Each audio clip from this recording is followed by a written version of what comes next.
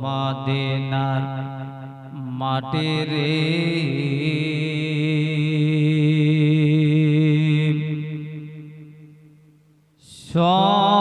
সকল সুখ বুঝি তোর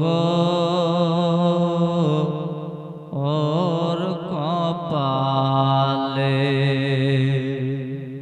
হবে না চিৎকার দিয়ে বলুন সুবহানাল্লাহ মোহাব্বত সবাই মিলে বলুন সুবহানাল্লাহ ও মদিনার মাটি রে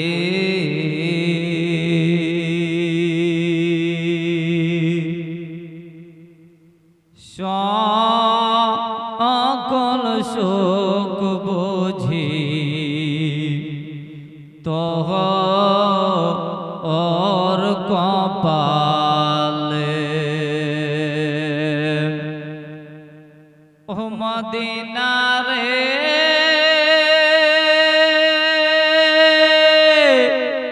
তোর বুকে আমার নবী যার লাগি পাগল সবে ও মদিনা রে তোর বুকে আমার নবী যার লাগি পাগল সবে তার তরে সৃষ্টি হল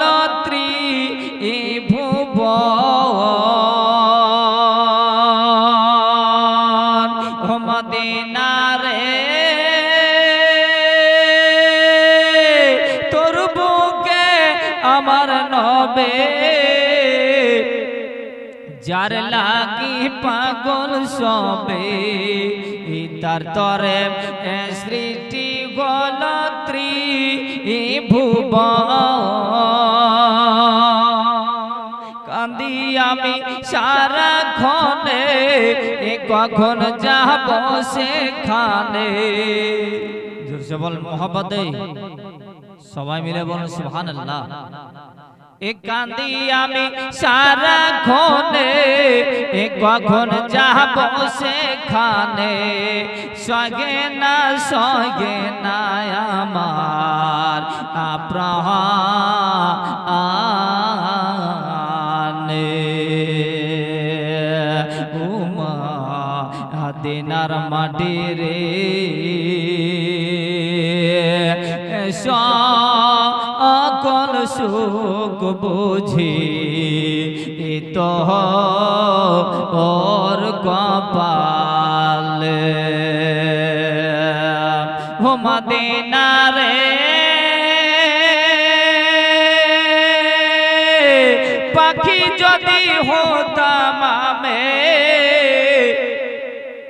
হে উড়ে উড়ে যেতাম আমি ও মদিনা রে পাখি যদি হতাম আমি উড়ে উড়ে যেতাম আমি তবে মৃত্যু মনের পাশ না দেহে নাই পাখায় আমার সাথে নাই টাকায় আমার দেহে নাই পাখায় আমার সাথে নাই টাকায় আমার কেমনে কেমনে আমি যাই সেখানে ও মদিনার মাটি রে সকল সুখ বুঝি তোর কপালে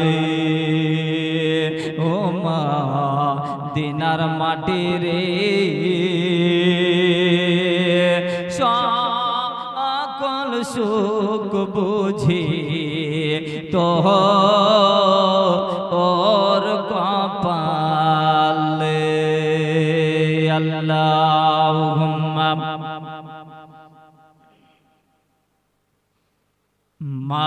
মাওলানা মুহাম্মদ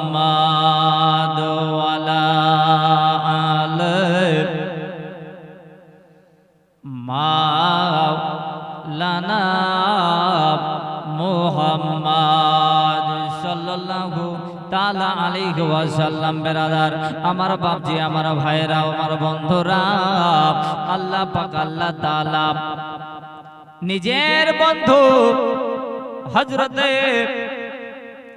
ইব্রাহিম নবীকে আপনার ডাক দিয়ে বলতেছেন, বলো ওগো আমার নবী ইব্রাহিম, আমি আল্লাহ তোমাকে দুনিয়ার বুকে নবী করে পাঠিয়েছি। আমি আল্লাহ পাক আল্লাহ তাআলা তোমাকে আমার বন্ধু করে জগতের বুকে পাঠিয়েছি গো নবী ইব্রাহিম। তোমার কাজ হলো দিন ইসলামকে আপনার প্রচার করা। তোমার কাজ হলো মানুষকে আপনার খারাপ থেকে ভালোতে নিয়ে আসার জন্য আমি বন্ধু তোমাকে দুনিয়ার বুকে পাঠিয়েছি নবী ইব্রাহিম। এমন তো অবস্থায় আল্লাহ পাক আল্লাহ তাআলার কথাবার্তা যেন আপনার সমস্ত কিছুকে পূর্ণ করার জন্য, আল্লাহ পাকের হুকুমকে পূর্ণ করার জন্য আপনার যেন পাড়াতে গ্রামে নিজের যেন লোকজনকে আপনার দাওয়াত দিতেছেন। এমন তো অবস্থায় নবী ইব্রাহিমের কথা যেন তারা কিছুতেই আপনার শুনছেন, নবী ইব্রাহিমের কথা কিছুতেই যেন আপনার মানছে না।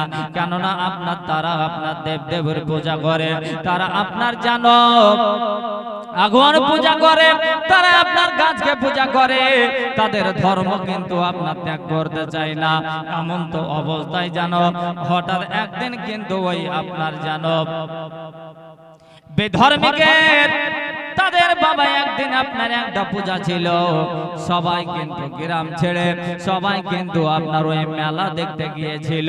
পুজোর মেলা দেখতে গিয়ে এই দিকে যেন আপনার সবাই গ্রাম থেকে আপনার মেলা দেখতে গেছে।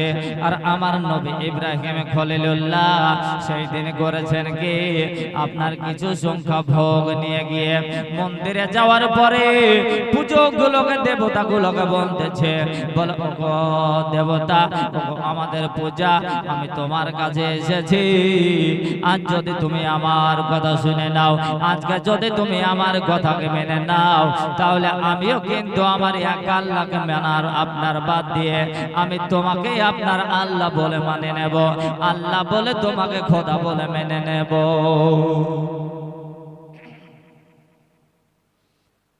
একটা পত্র তো করে হাতেই আপনার ভোগ নেওয়ার পরে আপনার ওই যে মন্দিরের মধ্যে আপনার ছোট থেকে বড় পর্যন্ত অনেক দেবতা বানিয়ে রেখেছে। তো ওকে বলে যে নাও ওগো প্রভু, ওগো দেবতা, আমার এই ভোগগুলো খেয়ে নাও। এই মাটির পূজা বাবা খেতে জানে না, নড়তে জানে না, চড়তে জানে না, কথা বলতে জানে না। এই মাটির পুজো কিন্তু সে কিন্তু আপনার কিছুই যেন বলছে না। আল্লাহর নবী আল্লাহর বন্ধু ইব্রাহিম বলতেছেন, বলে গো প্রভু, ওগো আমাদের দেবতা, নাও খেয়ে নাও। ওগো আমার বাপের দেবতা, বাপ দাদা তোমাদেরকে আপনার দেবতা বলে মানে, অতএব আমিও তোমাদেরকে বলছি যে এই ভোগগুলো আমার খেয়ে নাও। যদি খেয়ে নাও তাহলে কিন্তু আপনার খুব ভালো কথা, আর যদি আমার এই ভোগ না খাও তাহলে কিন্তু আজকে তোমাদের এমন বিপদ হবে সেটা কিন্তু বুঝতেই পারছো। আল্লাহর বন্ধু আল্লাহর নবী ইব্রাহিম পয়গম্বর বলতেছেন, বলো ওগো প্রভু ভোগ খেয়ে নাও। ও কিন্তু আপনার মাটির পূজা, মাটির দেবতা আপনার বানিয়েছে, এ আপনার কিছুতেই আপনার আপনার খাচ্ছে না, আপনার ভোগ যেন আপনার খাচ্ছে না, লড়ে না, চড়ে না। এমন তো অবস্থায় আবার কিন্তু এবার সমস্ত দেবতার মধ্যে ওই আপনার পুজো গোলনের মধ্যে সব থেকে যে একটা বড় আপনার পূজা আছে, এমন মোটা বাবা, ওই আপনার যার নাম হলো হাবল পূজা, হাবলদার, ওই আপনার হাবলদারকে দেওয়া হলো, বলে এই নাও গো সমস্ত পুজোর আপনার দেবতার আপনি হচ্ছেন দেবতা, আপনি হচ্ছেন সর্দার, আপনি আমার ভোগগুলো খেয়ে নিন। মাটির পূজা সে কি আর খেতে পারে বাবা? সে আপনার কথা বলছে না, লড়ছে না, চড়ছে না, কিছুই বলছে না। আবার বলা হলো নাও খেয়ে নাও, যদি খেয়ে নাও তাহলে কিন্তু আমিও তোমাকে খোদা বলে মানবো, প্রভু বলে মানবো, দেবতা বলে মানবো। আর যদি না খাও তাহলে আজকে তোমাদের দেবতার আমি আজকে ধ্বংস করে ফেলবো। বাবাজি মুসলমান, ওগো আমার সুন্নি মুসলমান দরদে ভাইরা বন্ধুরা, ওগো আমার মা খালারা শুনে যান একটু মারাদের বেলা এমন তো অবস্থা আবার যেন আপনার বলা হলো ও আপনার কিন্তু দেবতা খেলো না, এবার কিন্তু এই আপনার যে সব থেকে মোটা পূজা ছিল ওই যাকে আপনার দেবতার মধ্যে সর্দার ছিল ওর কাছে বাবা একটা আপনার যেন ঘাড়ে কুড়োল নিয়ে সে আপনার দাঁড়িয়েছিল, ওই কুড়োলটাকে নেওয়ার পর ওই কুড়োলটা দিয়ে যেন আপনার সমস্ত দেবতা খোদাকে তাদের আপনার ভেঙে চুরমার করে দিল। কিন্তু আসল খোদা হতে পারে না, এই মাটির পূজা কিন্তু আসল কিন্তু প্রভু হতে পারে না বলে সবকে আপনার ভাঙচুর করে দেওয়া হলো। এমন তো অবস্থা বাবা গো, ওগো আমার বিরাদার আমার ভাইরা বন্ধুরা, এমন তো অবস্থায় ওই যে আপনার সব থেকে যে বড় পূজা ছিল তার হাতে বাবা আপনার কুড়ুল খানাকে ধরিয়ে দেওয়া হলো। ইব্রাহিম নবী আপনার গোল্ডেনকে বাড়ি চলে এলেন বাবা, গ্রামের মানুষ সবাই যেন এক এক করে আপনার যেন আপনার মেলা দেখে আসি, আর তারা আপনার মন্দিরে গিয়ে প্রণাম জানাতে যায়। প্রণাম করতে গিয়ে দেখছে যেন বাবা আপনার আপনার যেন সমস্ত দেবতাকে ভেঙে চুরমার করে দিয়েছে। এক এক করতে করতে কথাটা আপনার সবাই শুনে নিল বাবা, সবাই খবর পেল, বলে এই কাজটা কে করল, কার দ্বারাই এটা আপনার সম্ভব হলো, আজকে আমাদের দেবতাকে সবাই ভেঙে চুরমার করে দিয়েছে, কে করল। একের পরে এক সবার কিন্তু সন্দেহ হলো যে ওই আজরের সন্তান আজরের বেটা ওই ইব্রাহিমকে তো মাঝে মধ্যে সেই আপনার তার আল্লাহর কথা বলতো, তার খোদার কথা আমাদেরকে বলতো, তার দিন ইসলামের কথা বলতো, মনে হয় যে সে আমার ধারণা আমাদের যে ও ছাড়া আপনার এই কাজ কেউ করে। কথা বুঝতে পারছেন? কারণ হচ্ছে সবাই আমরা চলে গেছিলাম আর এ কিন্তু আপনার নবী ইব্রাহিম সে কিন্তু চাইনি, অতএব মনে হয় যে তার দ্বারাতেই এই কাজ হয়েছে। চলো দেখে তাকে জিজ্ঞাসা করা হোক। আল্লাহর নবী আল্লাহর বন্ধু ইব্রাহিম নবীকে বল ডাক দেওয়া হলো। ইব্রাহিম নবীকে জিজ্ঞাসা করা হলো, বলো ইব্রাহিম বলো, আমরা গিয়েছিলাম আপনার মেলা দেখতে, গ্রামে কেউ আপনার ছিল না, তবে তোমার কাছে আমরা একটা বলতে চাই, একটা কথা বলে যে বলো আমাদের খোদাকে কে আপনার ভেঙেছে, আমাদের ওই দেব দেবীগুলোকে কে আপনার ভাঙচুর করেছে, বলো বলো। ইব্রাহিম নবী একটাই কথা বলতেছেন, বলো বলো শোনো, আজ যদি তোমাদের আমি ওই আপনার দেব দেবীকে আপনার যদি ভেঙে থাকে, তাহলে যাকে যাদেরকে তোমরা খোদা বলে মানো ওই আপনার সমস্ত খোদা আর সমস্ত দেব দেবীর যে আপনার দেব দেব আছে, যে আপনার হাবলদার আছে, ওই যে সমস্ত পূজার যে সর্দার আছে, তাকে তোমরা একবার জিজ্ঞাসা করে নাও, সেই বলে দেবে। বন্ধু আমার ভাইরা বাবারা, কিন্তু বলেন আপনার ও মাটির কিন্তু দেবতা কথা বলতে পারে না।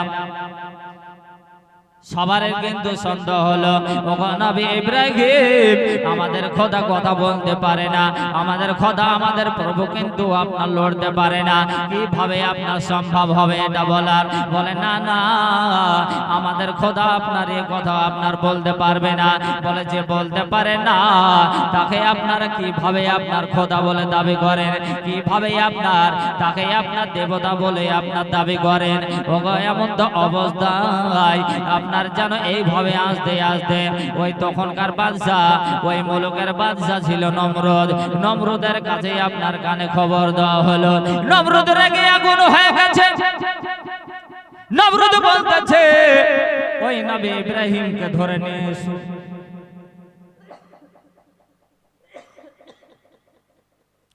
ইব্রাহিম নবীকে তাকে ধরে নিয়ে এসে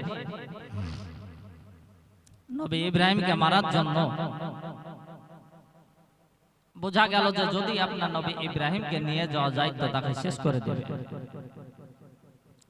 অতএব এই নবী ইব্রাহিমকে ওনার মা মনে মনে ভাবছেন যে আজকে আমার সন্তানকে হয়তো মেরে দেবে, অতএব আমার ছেলেকে আমি কিভাবে তার জান বাঁচাবো, কিভাবে তার প্রাণ বাঁচাবো। এই বলে বাবা সে আপনার করলো কি, তার মা নিজের ছেলেকে আপনার কোন রকমের জান বাঁচানোর জন্য লুক করে আপনার রেখে আসলো ওনার ভাইয়ের বাড়ি, মানে ইব্রাহিম নবীর মামার কাছে। বাবাজি আমার শুনলে মুসলমান, ওগো আমার দরদে ভাইয়েরা শুনেন, তরুণ যুবক ভাইয়েরা গো শুনে যাও ভাই, এমন তো অবস্থায় বন্ধু এবার কিন্তু নবী ইব্রাহিমকে যখন অনেকটা দূরে থুয়ে আসা হলো, রেখে দিয়ে আসা হলো গো, আস্তে আস্তে আস্তে আস্তে আপনার যেন মামার বাড়িতে আপনার যেন থাকে, মামার বাড়িতে আপনার খাওয়া দাওয়া করে, এইভাবে আস্তে আস্তে যখন একটু কিছু আপনার বড় হলো বাবা, বড় হওয়ার পরে এবার কিন্তু আপনার নিজের মামে যেন তার মামাকে আপনার তিনার মামাকে বলতেছে, বলো গো শোনো গো, আমাদের বাড়িতে যে তোমার ভাগনা থাকে, অতএব সে আপনার বড় হয়েছে, আপনার এইভাবে শুধু যে বসে বসে আপনার আমাদের বাড়িতে খাবে আর এইভাবে দিন কাটাবে, এটা কিন্তু আপনার সম্ভব না। তবে এক কাজ করো, ওই তোমার ভাগনাকে একটা কোনো কাজ দাও, সে আপনার কাজ করবে বাড়িতে, আর আমাদের বাড়িতে সে আপনার খাওয়া দাওয়া করবে। বন্ধু আমার সোনা মানে গো, এমন তো অবস্থায় বেরাদার, ওগো আমার ভাইরা, এমন তো অবস্থায় নিজের মামা বলতেছেন, বলে ইব্রাহিম তুমি এক কাজ করো ভাগনা, আমার বাড়িতে আপনার অনেক ছাগল বকরি আছে, এই বকরিগুলোকে মাঠে তুমি চড়াবে, এই বকরিগুলোর তুমি সম্মান করবে, আর আমার বাড়িতে তুমি এইভাবে থাকবে। এ বাবা আমার ভাইরা গো, আল্লাহর নবী ইব্রাহিম পয়গম্বর উনি আপনার যেন এইভাবে মামার বাড়িতে লালন পালন হতে শুরু হলেন। আস্তে আস্তে আস্তে আস্তে যখন আপনার অনেকটা বড় হয়ে গেছে, মামা ও মামের যেন আপনার যেন ইব্রাহিম নবীর উপরে একটা আশা রয়েছে, আপনার যেন মনের বাসনা রয়েছে। হঠাৎ যেন মামা মামে যুক্তি করার পরে আপনার যেন নবী ইব্রাহিমকে বলতেছে, বলে ভাগনা ইব্রাহিম, ওগো ভাগনা তোমার সঙ্গে আমাদের একটা যেন আপনার কথা আছে। ভাগনা ইব্রাহিম, তোমার সাথে আমাদের একটা যেন আপনার আমাদের মনের আশা পূর্ণ করার জন্য একটা কথা আছে। মামা বলেন কি কথা? ইব্রাহিমের মামা বলতেছে, বলে ইব্রাহিম তুমি তো ছোট থেকে আমার বাড়িতে এইভাবে খাওয়া দাওয়া করে লালন পালন হয়ে তুমি বেশ বড় হয়েছো বাবা, কিন্তু আমার মনের একটা ইচ্ছা, একটা আশা যে আমার বেটি হাজেরার সঙ্গে তোমার বিবাহ দেব, আমার বেটি হাজেরাকে তোমাকে বিবাহ করতে হবে। সুবহানাল্লাহ। আস্তে আস্তে দেখুন নবী ইব্রাহিমের জীবন কাহিনী আপনার কাকে বলে আর কোন জিনিস, এবং দেখুন এর মধ্যে কতটা মজা আছে। এ বাবা, মামা বলতেছেন, বলে ভাগনা আমার বেটি হাজেরার সঙ্গে তোমার বিবাহ দেব গো। নবী ইব্রাহিম বলতেছেন, আল্লাহর বন্ধু বলছেন, বলো গো মামা এটা কি করে আপনার সম্ভব হয়, এইটা কি করে সম্ভব? আপনি খোঁজেন কোথায়, আর আমি হলাম কোথায় গো মামা? আমি নবী ইব্রাহিম, যার কোনো অস্তিত্ব নেই, যার কোনো আপনার বাড়ি নেই, ঘর নেই, যার কোনো আপনার যেন আপনার কোনো জিনিসের পরিচয় পত্র ঠিক নেই। অতএব মামা গো, আপনার বেটির সঙ্গে আমার যে বিবাহ দেবেন, এটা আপনি কোন হিসাবে কি দেখে আমার সঙ্গে দেবেন? এমন তো আপনার মামা বলছেন, ভাগনা আমি তোমার সঙ্গে আপনার বিবাহর প্রস্তাব নিয়েছি, বলো তুমি এতে রাজি না আপনার রাজি না?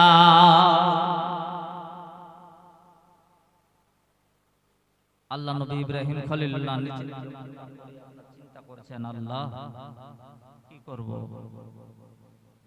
ইয়া আল্লাহ, আল্লাহ গো আমি আপনার কি করব গো আল্লাহ?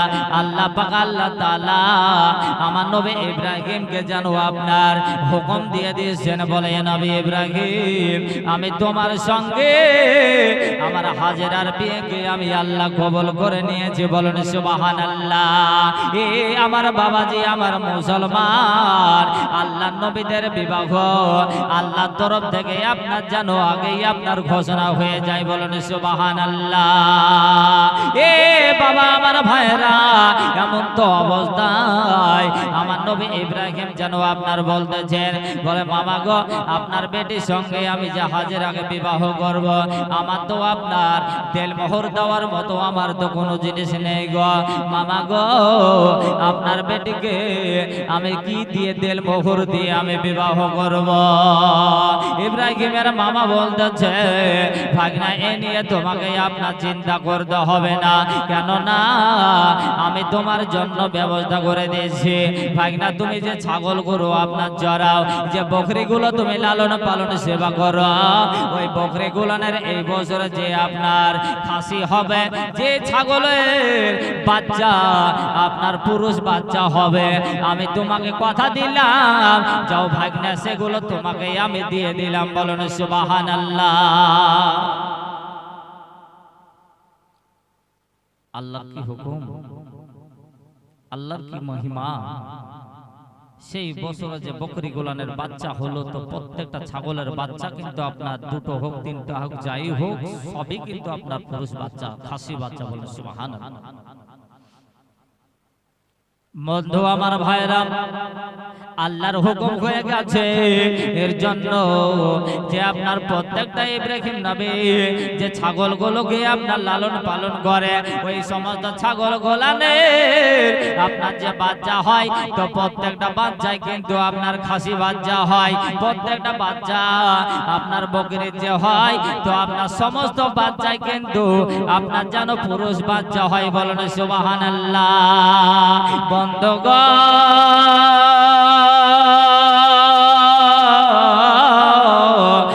আমার বন্ধু, এটা হচ্ছে আল্লাহ পাকের তরফ থেকে এটা কবুল হয়ে গেছে, বলেন সুবহানাল্লাহ। আল্লাহ তাআলা, আল্লাহ পাক জানো আমার নবী ইব্রাহিমের আপনার হাজেরার সঙ্গে বিয়েকে কবুল করে নিয়েছেন, বলেন সুবহানাল্লাহ।